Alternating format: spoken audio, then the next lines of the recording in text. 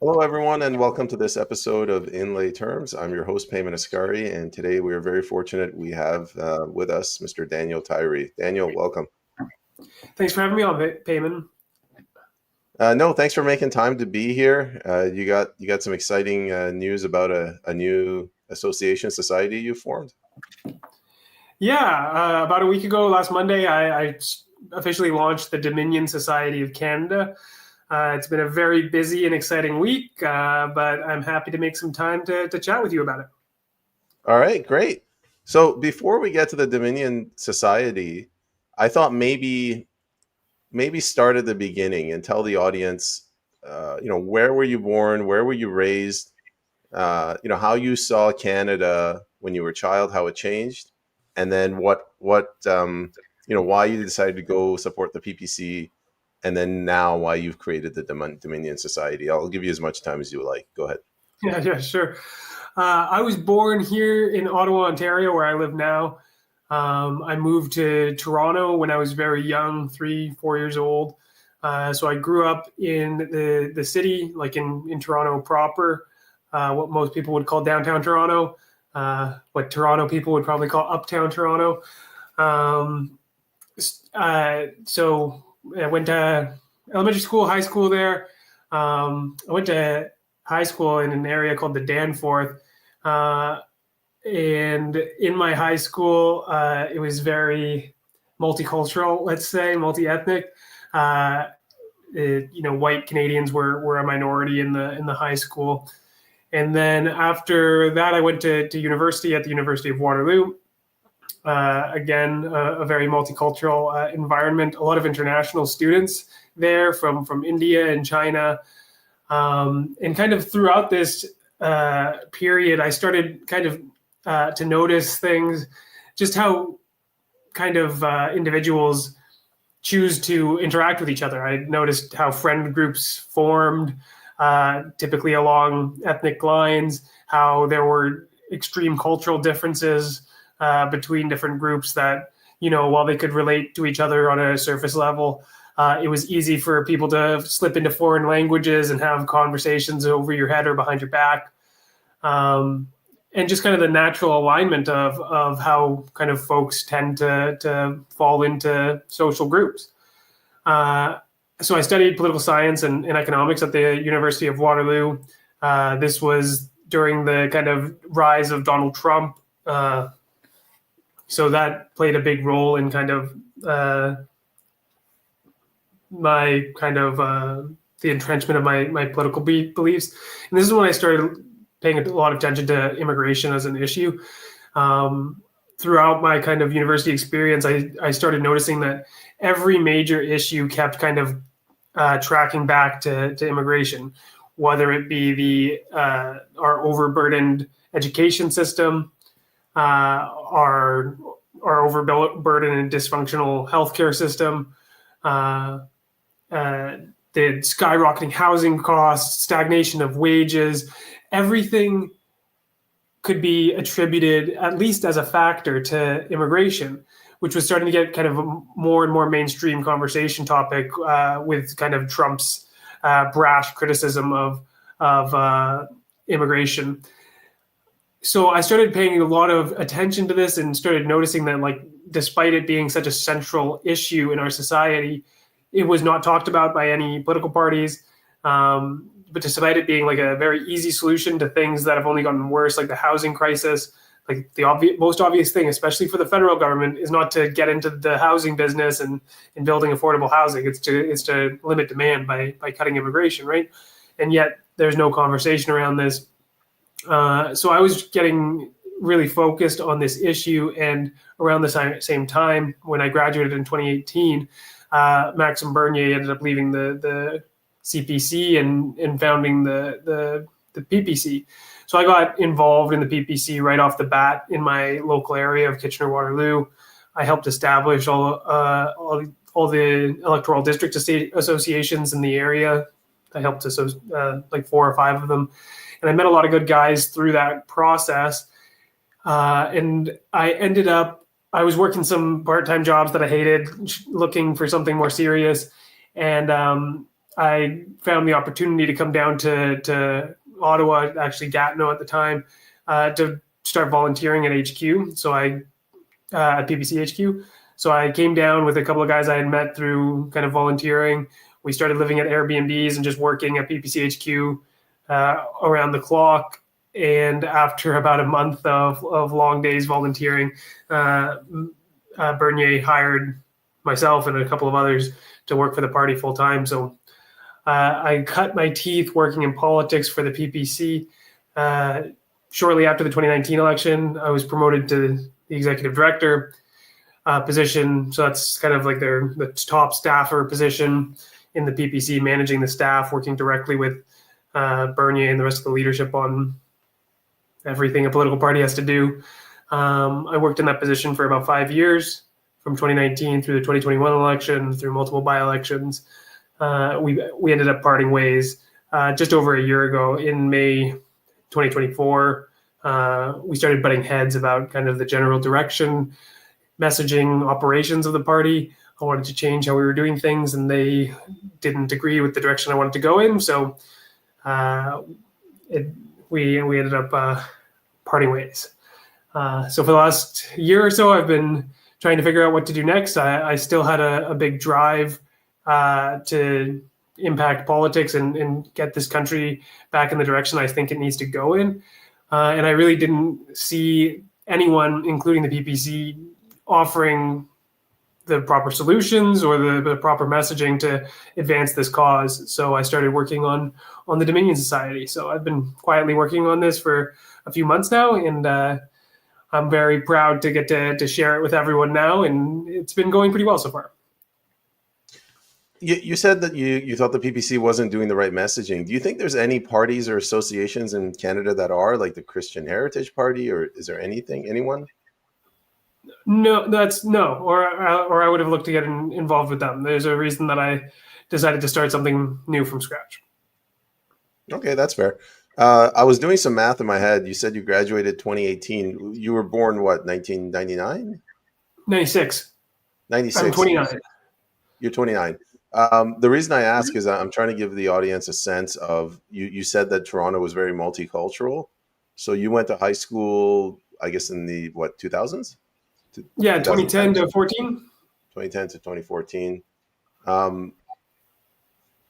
There's no easy way for me to ask you this. Like, do you have any memory of a Canada before it went woke? I came here in 89, and from 89 to 95, Canada was kind of okay.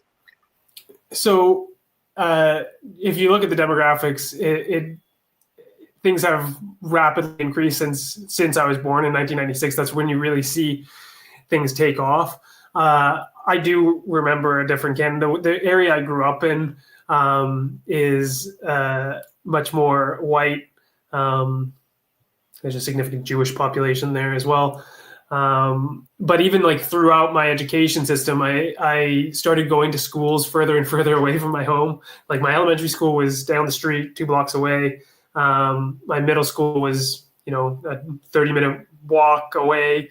And then my high school was a 40-minute TTC ride across the city to a very different area, so not only did Canada change, but I kind of expanded my bubble to different areas of the city that were just more multicultural than the neighborhood where I grew up. So I kind of got a slow kind of move. I slowly kind of moved into the deep end and got more and more exposure to that throughout my upbringing.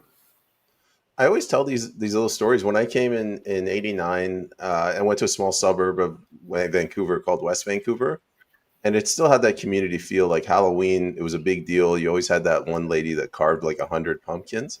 Yeah. But by about 1995, you could even call it an economic ethnic cleansing. Like the economic pressures of immigrants like myself, bringing money in, and the property values went up, and then the white population just kept getting pushed out. Did that happen in Toronto as well? The neighborhood I grew up in has transformed. It's still a rather kind of wealthy neighborhood. So it's not like the rest of the city, but Toronto looks completely different, like just being around the city than when I was growing up. For sure, it's transformed. All right, so let's get talking to your Dominion society. Um, like, do you guys have a mandate, a mission statement, a vision? Or could you go into that? Yeah, our main purpose is to normalize the concepts of Canadian nationalism and remigration. That's it. It's that simple. I think it's important to have simple mission statements. Okay, so like, what is? How do I? I can't believe I have to ask this, but we live in a post-nationalist Canada. So how do you describe Mhm. nationalism to somebody born, you know, after 2010? Yeah, I agree. I think Canada is a country with an identity crisis. And this is not a coincidence. This is a result of specific actions by specific, I would say, misguided politicians. Most importantly, folks like Lester Pearson, Pierre Trudeau, and even Brian Mulroney and some conservative politicians.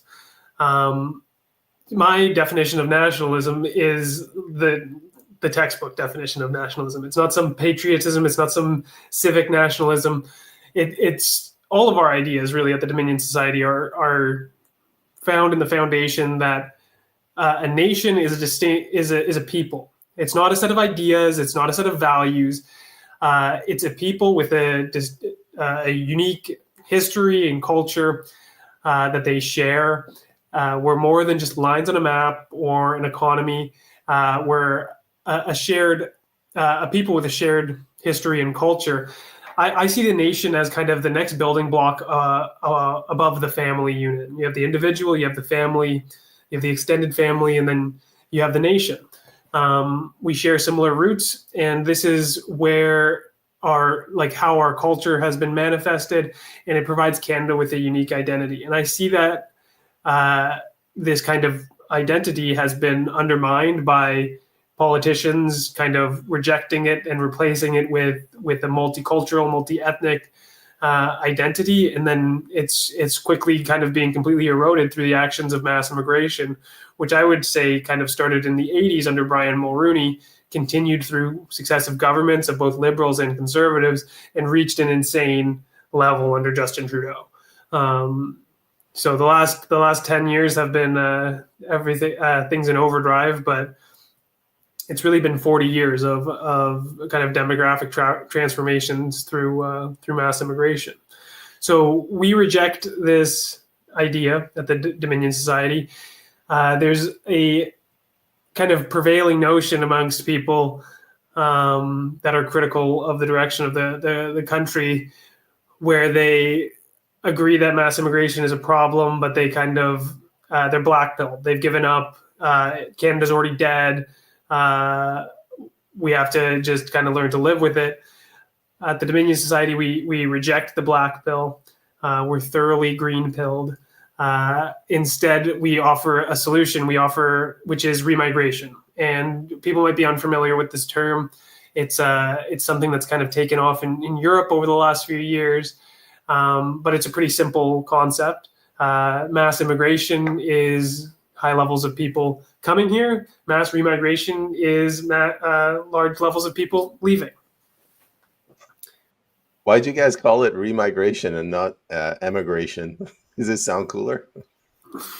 I think it has a good ring to it. I didn't coin the term.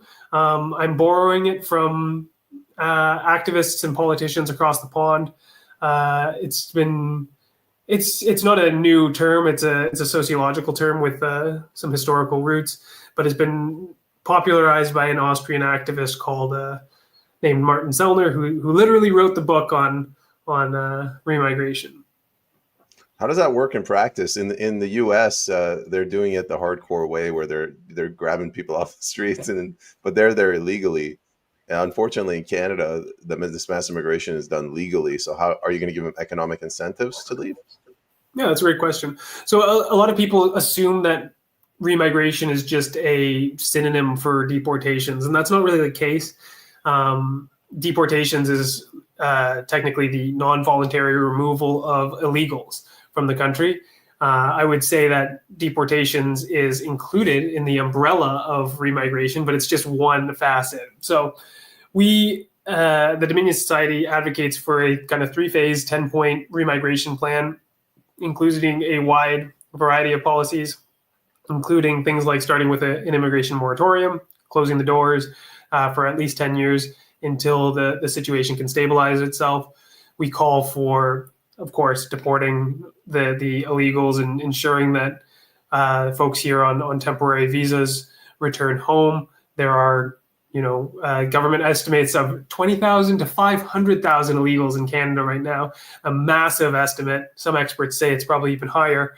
So we need to empower the CBSA, the Canadian Border Services, to track down and deport these people, and also ensure the 5 million people that are here on temporary foreign visas, either as foreign students or tourists or temporary foreign workers, leave in line with our laws.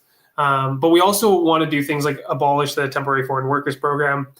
We can talk more about that, but I think the temporary foreign workers program is a very anti-Canadian, anti-worker program that has no place in a civilized society. We also advocate for ideas like restricting birthright citizenship, establishing a voluntary repatriation program. This is you kind of alluded to this, offering financial incentives and facilitating people to voluntarily return to their home country in exchange for annulling their permanent residency or citizenship. We also propose revoking the standing permanent permanent residencies, people that are on track to become citizens but are not quite there yet. They have a status called permanent residency. This would be easier to revoke within our constitutional guidelines, so we could annul these and kind of slow down the demographic trends already kind of in motion, and many other things. Like you can go check out our website, dominionsociety.ca. We have a comprehensive kind of remigration plan that you can find there. Are you guys going down any roads like Orban, where you're giving incentives for just having kids, or is that not something that you're going to go into?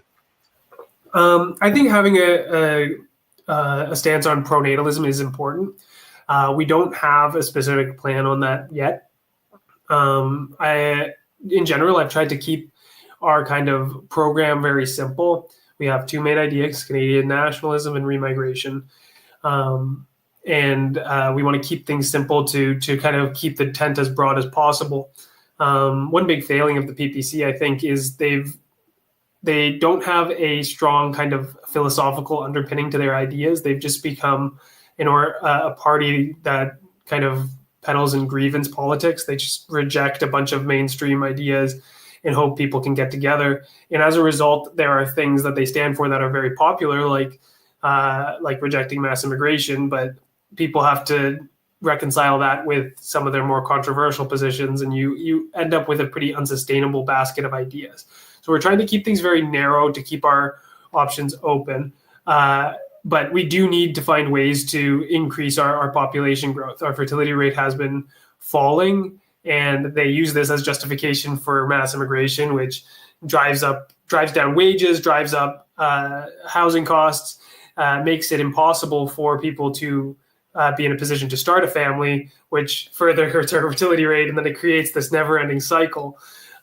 So as we move towards remigration, we need to have solutions to bring up those fertility rates as well.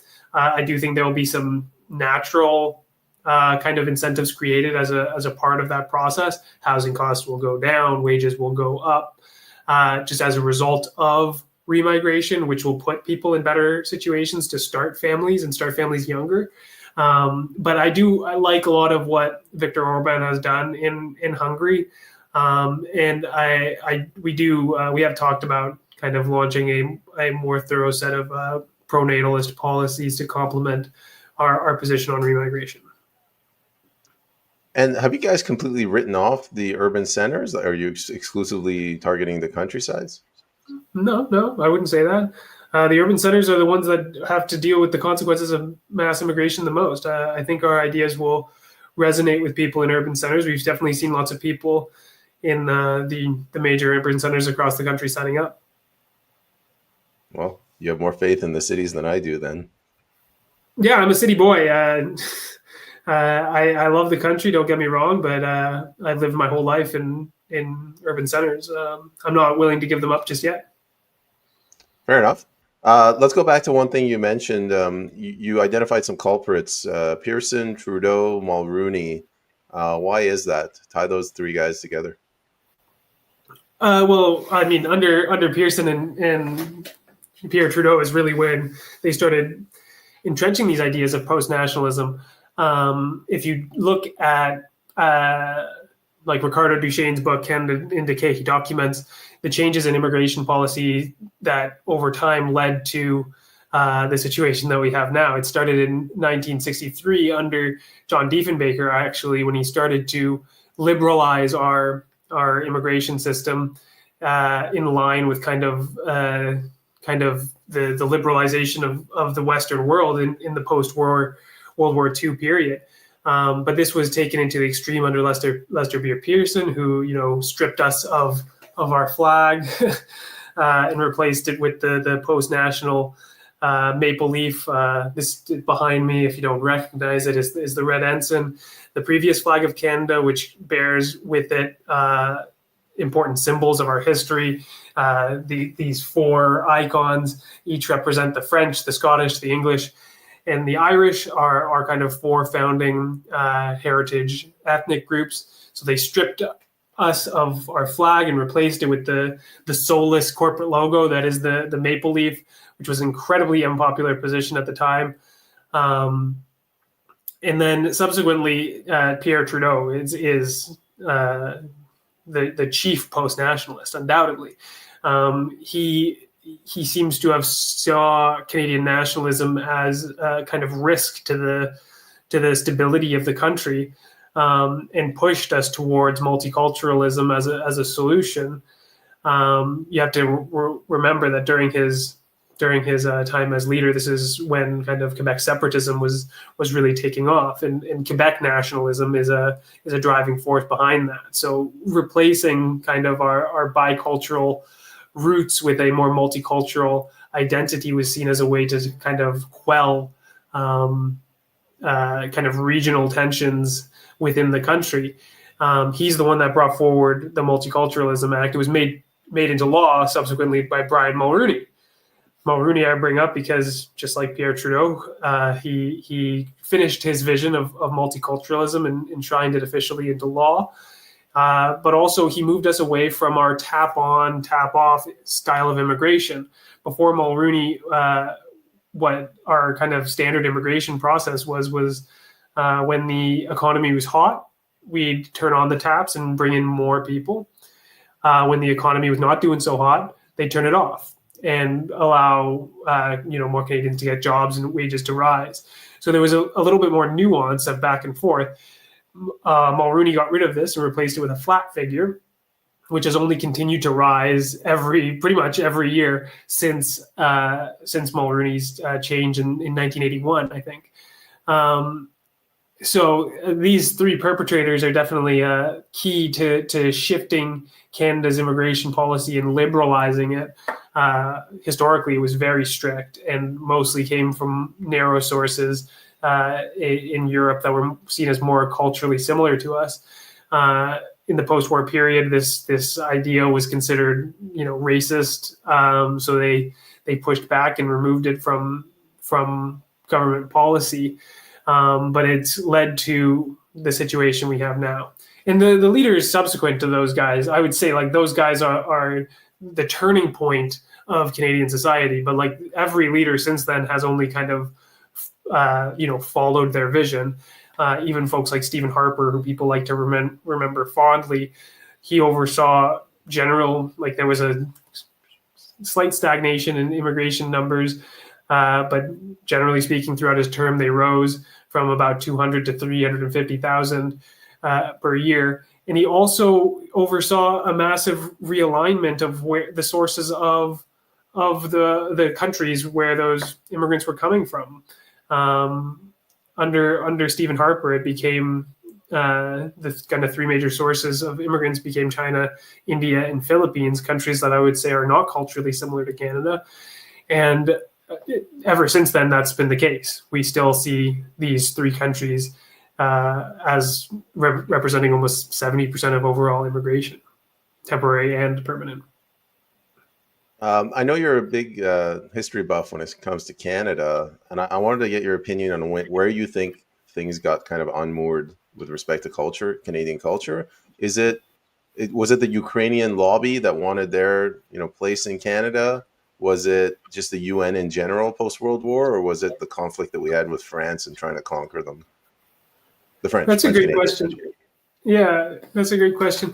Ukrainian and Jewish lobbies did play an important role in advancing multiculturalism in Canada. I would say the kind of turning point was really Diefenbaker.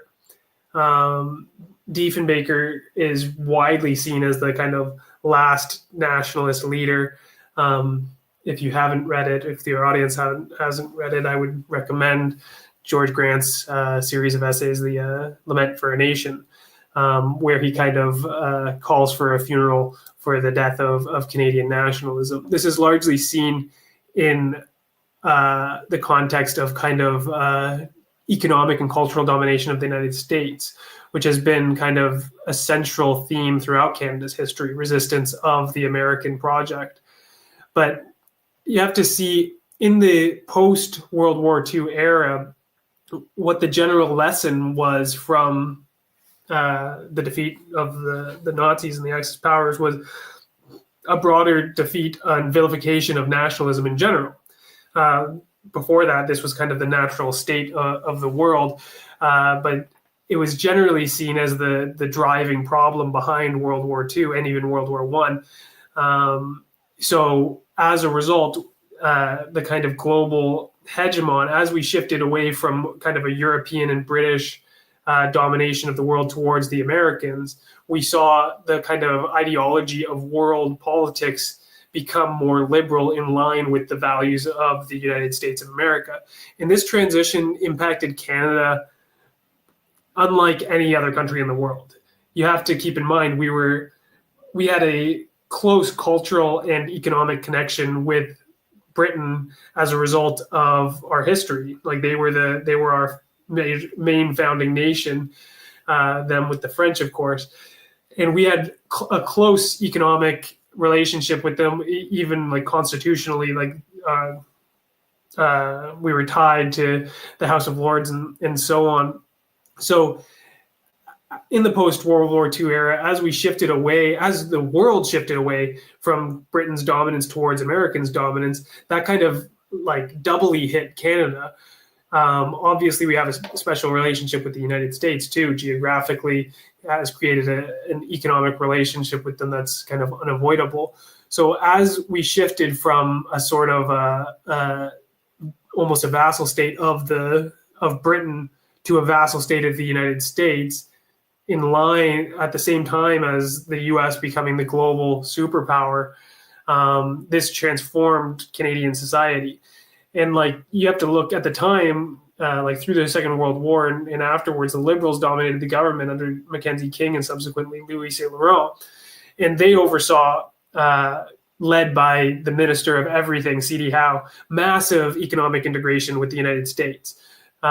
George Grant describes it as we became a branch plant economy of the United States. Instead of having real Canadian companies that were owned and operated by Canadians, we saw a liberalization of these policies, which allowed American companies to kind of take over either boards of directors or just literally operating branch plants in Canada. And as a result, economic policy was being set in New York and in Washington rather than being controlled in Ottawa.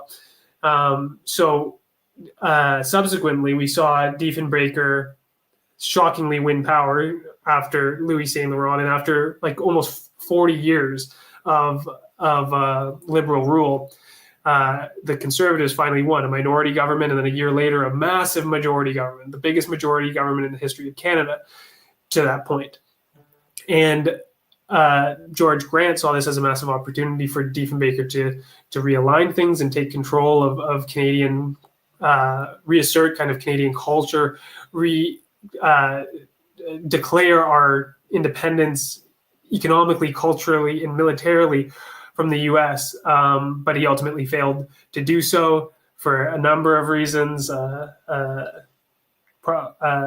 A fragmented party, an inexperienced party, a disloyal, disagreeable bureaucracy, American influence, saw him leave power without making any kind of significant realignment to Canadian nationalism, despite talking a big game on it. He was largely unsuccessful, and ever since then, we've only slipped further into the grasp of the U.S., become a more liberal society, which historically our founding myths are kind of inherently illiberal and a rejection of American liberalism. We've seen a massive shift, and I want to point out that this is un-Canadian. It's not in line with the history of our people, and it's time to reject this and kind of return to our roots, both from an immigration perspective, but just generally philosophically as well. I just want to say one thing for the audience. If you ask questions, I'll get to them at the end. But Daniel, I wanted to.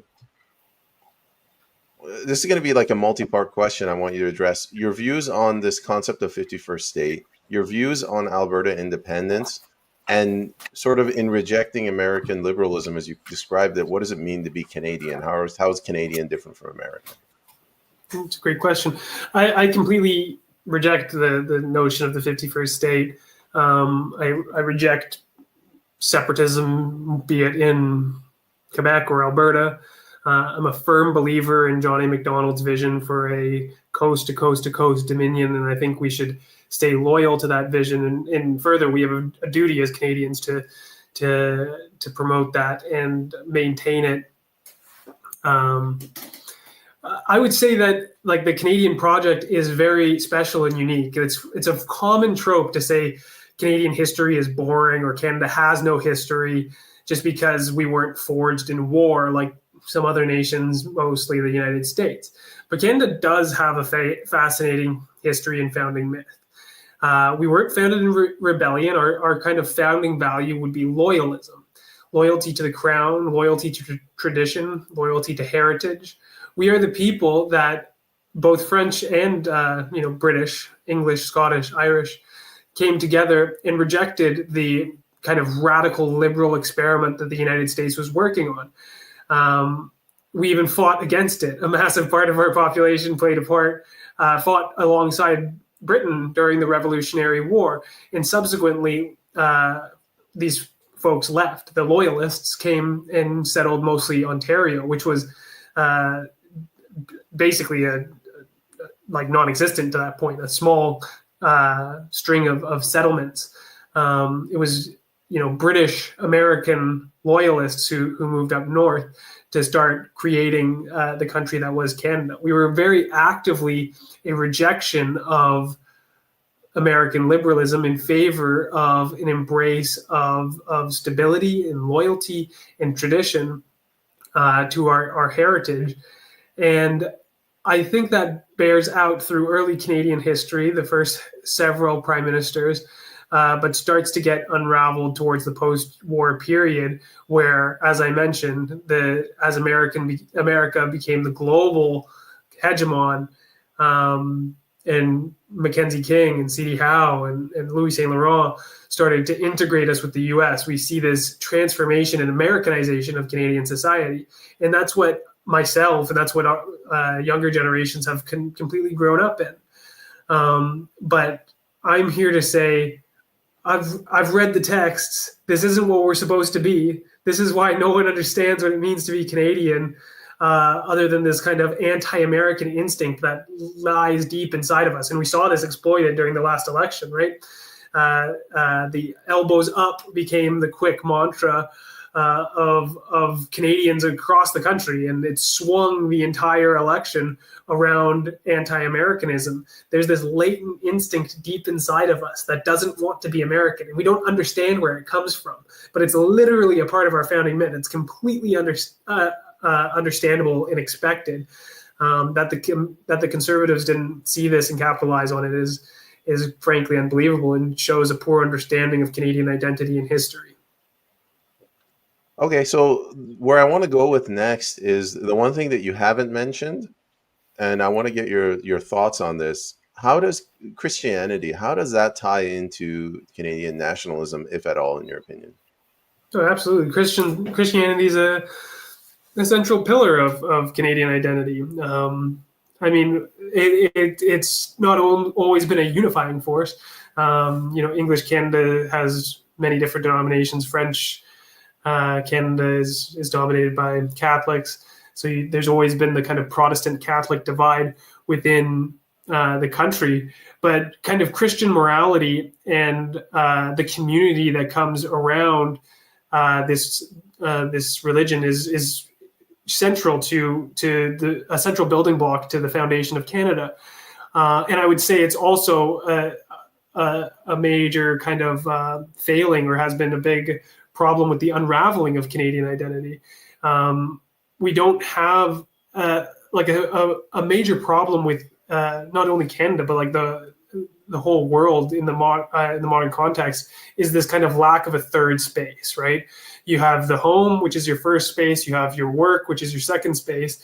And then there used to be more common kind of third spaces, the local watering hole, the church, the city square.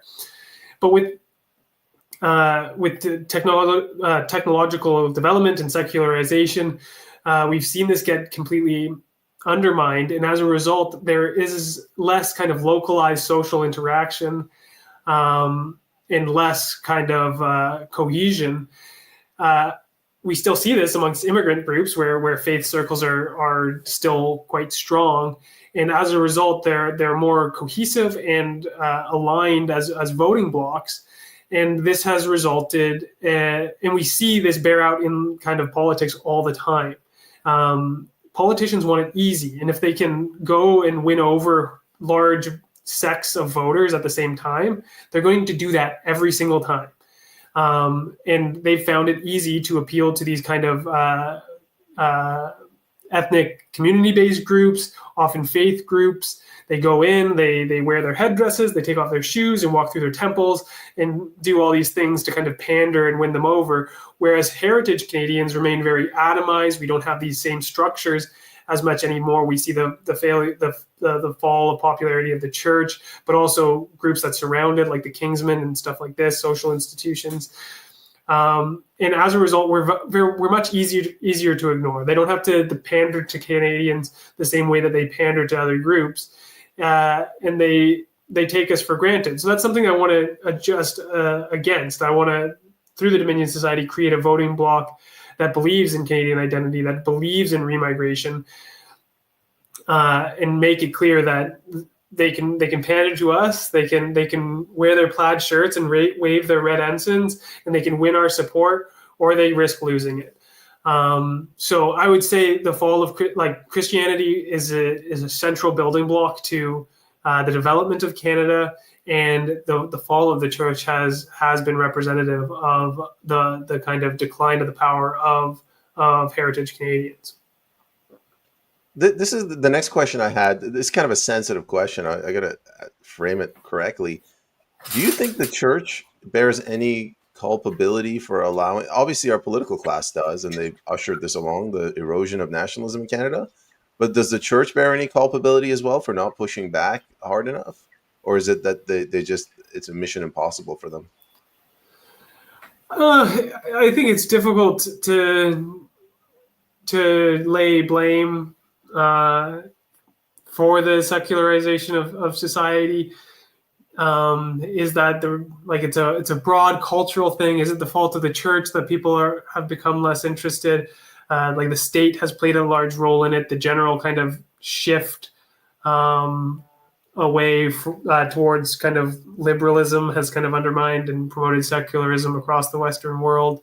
The increase in kind of alternatives for like even entertainment, the church was such a pillar of the community before, because even if you were looking for something to do, that was the kind of centralized hub. Now you can just turn on Netflix, which further promotes ideas of degeneracy and secularism. It's a kind of positive feedback loop there. So it's hard to lay the blame on the church specifically, but I'm sure they could do more to re-engage, young people and secular people. I do think there's a lot of people that are looking for meaning in their lives. Um, there's definitely a kind of increase in nihilism. So I think there is a bit of a resurgence among young people in returning to the church and kind of seeking that. But people do want to be some part of something greater, and I think that speaks to why we're promoting nationalism as well. We want to give people a kind of project to that is bigger than them to adhere to.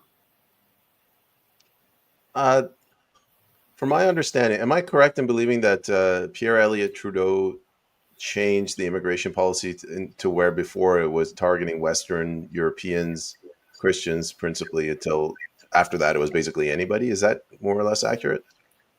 Yeah, the changes started under John Diefenbaker, who opened it up to countries that were seen as a bit more similar, like the Caribbean and stuff that had kind of colonial roots. But it was Pearson and Trudeau that really moved forward with broader changes and brought forward multiculturalism and not only expanded the net for who was coming here, but also enabled them and promoted them to like maintain their previous cultures and languages and so on. I'm trying to zero in on this concept of culture, like cultural similarity. And can you separate culture from Christianity? Like, are we trying? We're trying. I guess your view is you want to reverse the damage that Pierre Trudeau and I guess Diefenbaker did. Um, you're just not putting Christianity up front and center. You're putting that within Canadian national identity. Yeah, I would say we want to build a broad Canadian identity um, that's not necessarily directly dependent on faith, but we closely recognize the important role that Christianity has played in the foundation of Canada and could play in the kind of saving of Canada. All right, I just want to. We got some time, but I wanted to go to some of the questions. Um, this is one from Wolf. I think it's a good question. Remigration of whom and with what ultimate purpose? The remigration of non-Westerners in terms of civilizational values. I guess he's asking for more details. Yeah, I would encourage you to check out our website. We have a clear 10-point three-phase remigration plan on how we view that. We definitely want to prioritize folks that are here temporarily or people who came here recently that shouldn't have. We're focused on very much like the Trudeau wave, people that came in the last 10 years under Trudeau, but also that people that aren't integrating well into our society. We see, the biggest mass demonstrations in Canada now aren't about Canadian issues or politics. They're massive like Khalistani referendums and marches around Israel and Palestine, and we see violence between different foreign ethnic groups happening on our streets. These people that are not integrating at all into Canadian society, that are just bringing foreign issues into our streets. We don't believe that they're Canadian in particular. So one of the ideas in our remigration plan is modifying rules to strip individuals of naturalized citizenship if they're not acting in our national interest. Right now, this can happen in cases of fraud, but we want to broaden these cases to not only strip people of permanent residency and send them back, but also to strip naturalized citizens.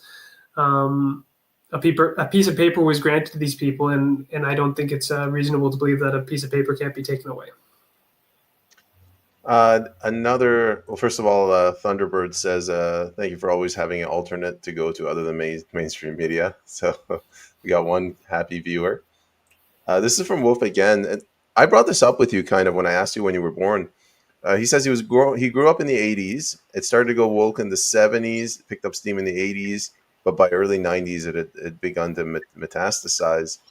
Um, I have a question because you're about 10, 15 years younger than me. Like, do you even remember a time when people your age, like, do you understand freedom? Do you remember a time when you were free? Everything is just completely controlled now in Canada, where it's like tyranny now.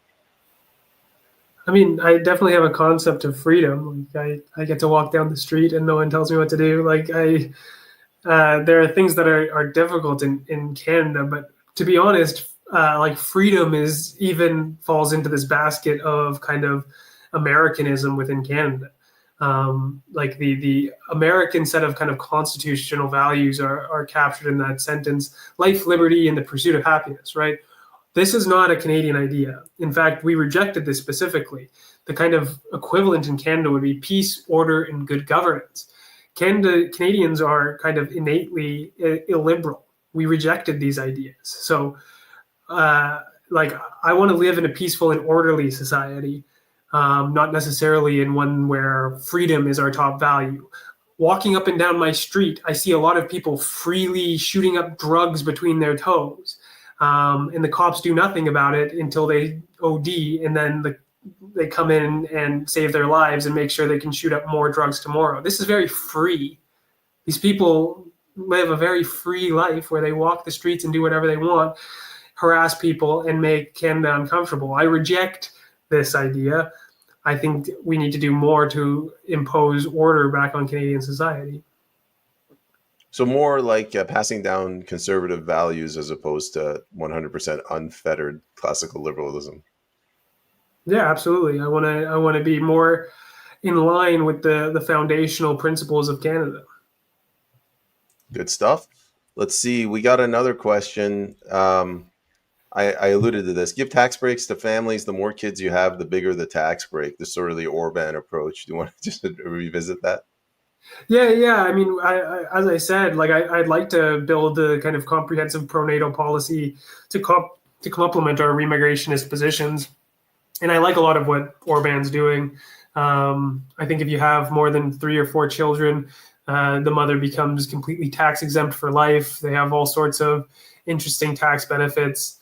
I think there could be a lot done to incentivize young families, or to there's been ideas in the past of having like a tax on single men past a certain age, to encourage people to get married, to provide grants to people to set them up to be able to buy things that are crucial, like a vehicle and a house that sets them up for success. I think there's a lot of interesting ideas that could be put forward. I think primarily we need to focus on remigration. We don't want to be providing these types of social services to people that shouldn't be here at all.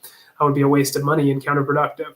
But I do think a sort of pronatalist policy is completely necessary in the reality where we're moving forward with remigration. And I'm open to a broad set of ideas that we can take from countries around the world and throughout history.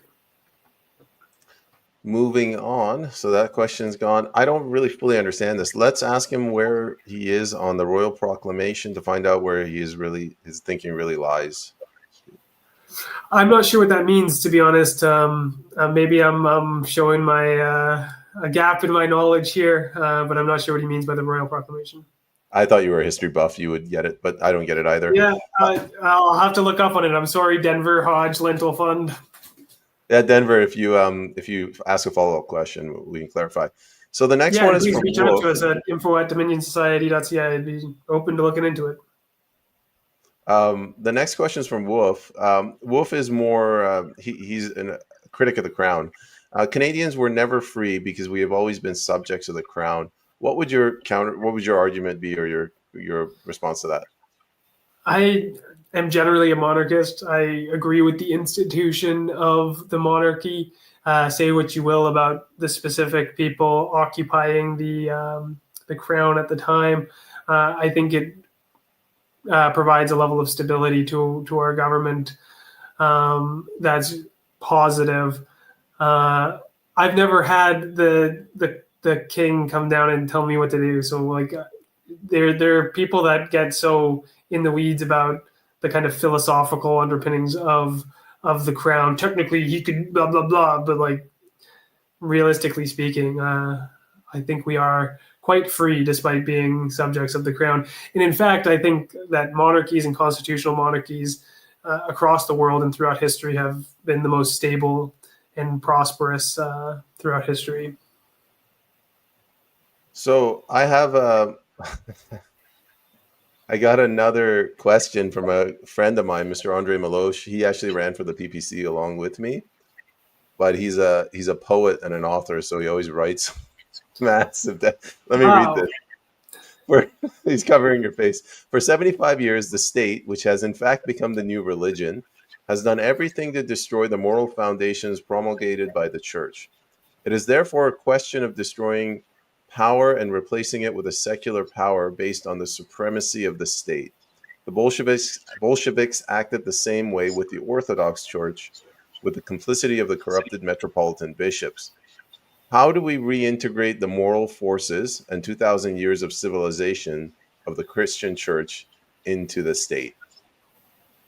Take it away. Yeah, that's a deep question. I think we kind of spoke I don't know how much I can elaborate beyond what I said earlier. I think people are already struggling with this kind of philosophically because human beings need a purpose. We've tried to kind of expunge religion from all aspects of society. Um, there's been this like atheist kind of superiority that it's somehow unnecessary. But the reality is that people need faith in their lives. They can't reconcile everything that's happening, and they need to have something to believe in that kind of undergirds their entire worldview. And as religion has moved out of public consciousness, we've only seen it be replaced. I don't think it's only the state, as Andre kind of put forward, but it's also just generally political ideas. Like people have a big faith in a bunch of things around climate change. They hold these things very dearly, but once you press them on it, like they clearly don't understand anything that kind of underpins it. They clearly take a lot of these ideas on faith, and it is this kind of disaster apocalypse cult, right? It's not dissimilar to a religion. We also see it in ideas around kind of gender, where there is this kind of pseudo religious cult that's been brought under around gender ideology. But also even things around like sports teams and different fandoms like that. People need something to kind of latch onto and to believe in. And as religion's worked its way out, well, it's only been replaced by other things. And is it really for the best of society? At least when it was Christianity, we had something that kind of linked us all together and provided a kind of layer of social cohesion, both kind of through shared philosophical ideas, but also through shared communities. And I think that's important. And the replacement of religion and church with these more secular replacements, I think has had a litany of kind of negative impacts. So we got two more questions. One, this guy is he's probably going to be following you around and trolling you. Not trolling, Oh but he boy. asks really tough questions. Daniel, this is Canuncle, did you pen an article at University of Waterloo on pushing the campus to divest of all fossil fuels? And is this a philosophy that you still adopt in your view of Canada? No, I did write an article in university. I was very wrapped up in the climate change issue that obviously it's pushed on all aspects of Canadian society, but especially in secondary education. I was, in fact, very worried that within 10 years the world was going to end because of climate change. And we had a duty to be activists and to fix this. So I was a part of a group for a few months there. I've quickly, like years ago, I kind of looked more into things and became much more critical of the climate change movement. I've clarified my views on that many times. I'm a firm believer in building pipelines and extracting resources across the country. I think that's been one of the main failings of recent governments, in that we need a federal government that will not only develop our natural resources, especially oil and gas, but also kind of use them in the long-term economic interests of the Canadian people. For example, I'm very interested in something like the Norwegian model, where they've taken state ownership of their oil resources and managed them into an investment fund, which now is worth like millions of dollars per capita for supporting the Norwegian citizens. I think we have massive resource wealth here, and it could be used to really create an economic engine and stability for the people across this country. So yes, it is true. I was a climate change activist very briefly in university. So yeah, I mean, I think that there's a Rebel News article about this where I quoted from 2019. It was a bit of a mini controversy when I first got hired by the PPC. I wasn't aware of that. Okay, one last question. Denver's clarified his original question. I'm just going to read it. The Royal Proclamation was the number 2 reason of the American Revolution. It treated the natives on equal footing. The Royal Proclamation is the number 1 reason Canada won't work. I guess the question I could ask is, what is the Dominion Society's position on First Nations vis-a-vis Canadian identity? Yeah, I think the relationship with the First Nations has been incredibly dysfunctional throughout most of modern Canadian history. I think the First Nations people are an important aspect of Canadian society. Permanent settlement in Canada would have never been established by Europeans if it wasn't for working in cooperation with the First Nations people that had a level of understanding of how to survive on this hostile, barren continent, and were crucial in the settlement, especially of things like New France and the French settlements that started in the 1600s. And I think we have a sort of duty to continue to cooperate with them and find a more sustainable relationship. I think massive changes need to happen with that. It's been a huge kind of money sink, and it's only created a kind of negative cycle that has been terrible for the First Nations people, and a waste of government resources.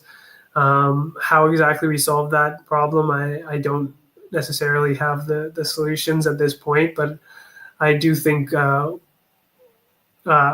ancestors kind of passed on a moral duty to work in cooperation and build a sustainable relationship. They're a crucial kind of piece of the Canadian project, I would say. I had a question actually. This is my personal question.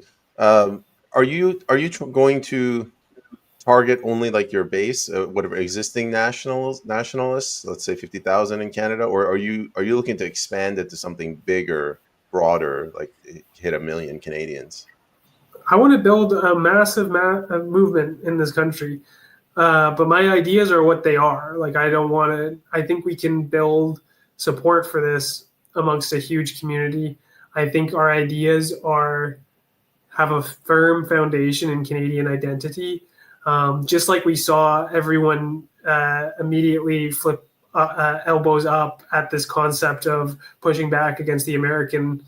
I think there is a kind of deep instinct in Canadians, and I think a lot of political projects right now are not, like mainstream political parties are not good at tapping into this. They don't communicate in the language of the proverbial Canadian. They're American. They're liberals. And as such, people just kind of pick and choose because they're the main options. I think this is a major failing of the PPC as well. I don't think they offer a kind of any sort of philosophy or language that is in line with the kind of instincts of the Canadian. I think what we're offering has massive support. Public opinion shows that immigration is vastly unpopular, that there's even kind of climbing support for things like mass deportations. And I think once people hear the word remigration and learn what it means, it'll become very, very popular. So I don't want to pander to anyone. I want to represent Canadians, and I think there is a massive potential audience for that, and it's just a question of finding them. And final question, how are you guys going to affect change in Canada? Are you going to be an educational society? Are you going to pressure, like a lobbyist group, pressuring parties? Or do you have ambitions to one day be a political party? Right now, we're working on solving things kind of meta-politically, kind of putting pressure on existing institutions and political parties. I wouldn't put off the idea of one day becoming a political party if it's necessary, if people haven't, if it's not working, and we kind of can set up a network of strong activists and volunteers across the country. I think this was a challenge the PPC faced. They tried to grow too big, too fast, and they ended up letting in and relying on a bunch of people that weren't necessarily up to snuff as candidates and stuff, which kind of undermined their mission and made them look unprofessional.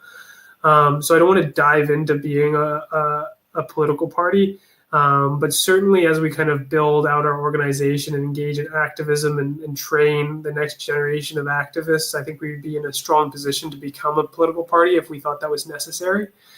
Right now, our focus is promoting this set of ideas. I think they resonate with people once they hear them, but they're pretty unfamiliar as a result of generations, decades of post-nationalism, and remigration just being a relatively new concept in world politics. So our main focus right now is just to mainstream these ideas. We're going to do this through putting out high quality content online, by doing interviews like this, and with any platform that will take us. Hopefully, the mainstream media will want to try and make me look like a racist fool or something at some point, and I can put them in their places as well. But also through grassroots campaigns. We want to start putting up posters and stickers in people's neighborhoods, getting flyers in people's mailboxes, further spreading our brand and our ideas across the country. We want to host professional conferences to train people and to spread our ideas further. We want to take a lot of strategies that are being used in other countries and by previous movements in Canada to spread our message. And then we also want to directly start influencing politicians. Like, we have our comprehensive plan. We have a set of ideas that we can provide directly to potential candidates, to parties, to politicians at all levels, for them to adopt and work off of. We plan to flesh out our kind of summary that's on our website into a series of kind of professional white papers that governments or parties could use and adopt. But we're also going to wield the base that we build and try and have influence in things like local races.